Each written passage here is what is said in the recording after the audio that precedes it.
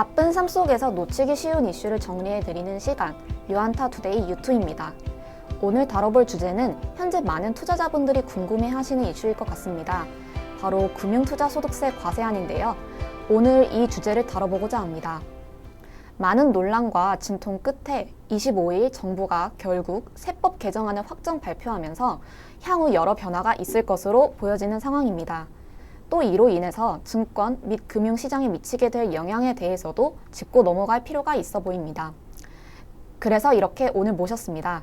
유한타증권, 보험, 증권 담당하시는 애널리스트이십니다. 정태준 연구원님 모셨습니다. 안녕하세요. 안녕하세요.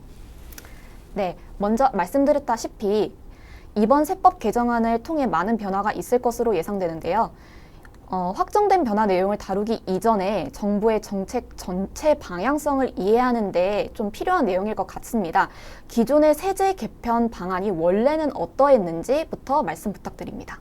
오른쪽에 있는 게 기존 세제 개편 방안이었고 왼쪽에 있는 게 실제로 세법 개정에 나온 내용입니다.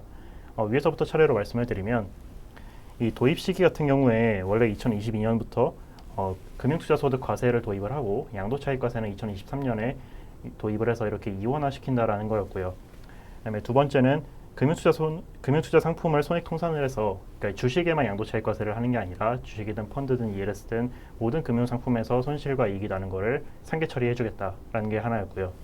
그 다음에 손실공제는 3년간 2월 공제라는 얘기인데 예를 들어서 올해 이제 이익이 나서 과세를 했더라도 그 다음 해에 손실이 나면 그만큼은 환급을 해준다라는 얘기입니다.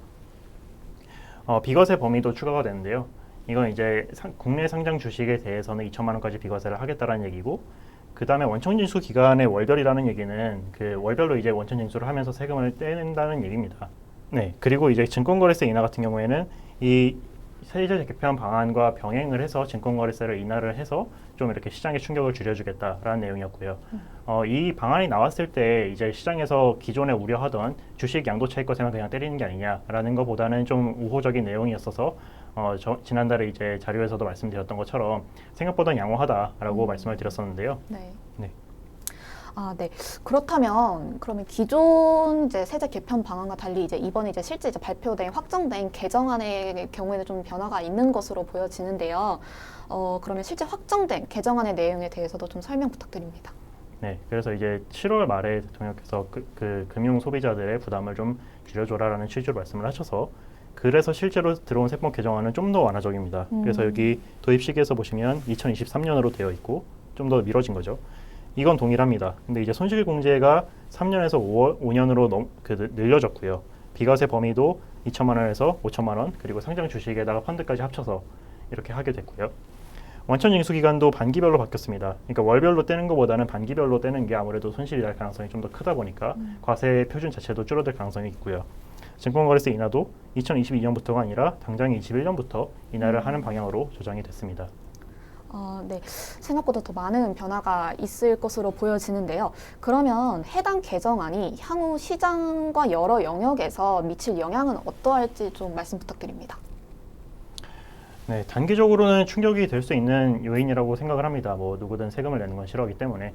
근데 장기적으로 봤을 때는 큰 문제가 아니라고 보는 이유는 이건 이제 차트는 대주주 요건이 지금까지 강화가 됐던 내용인데, 대주주 요건이 강화가 된다라는 거는 이 얼마 이상의 대주주들이 항상 주식 양도소득 차익 과세를 내왔었는데 그거에 기준이 낮아졌던 소리입니다. 그래서 뭐 옛날에 10억을 들고 있으면 냈었으면 지금은 3억만 들고 있어도 내야 되는 그런 건데, 보시는 것처럼 이 기준이 계속 내려갔습니다. 근데 그럼에도 불구하고 거래대금은 뭐 상관없이 가긴 했거든요. 그래서 이 장기적으로는 거래대금이 장과 펀더멘털에 따라서 간다라고 판단을 하고 있기 때문에 단기적으로는 충격이 있을 수 있지만 장기적으로는 큰 문제 없다라고 판단을 하고 있습니다.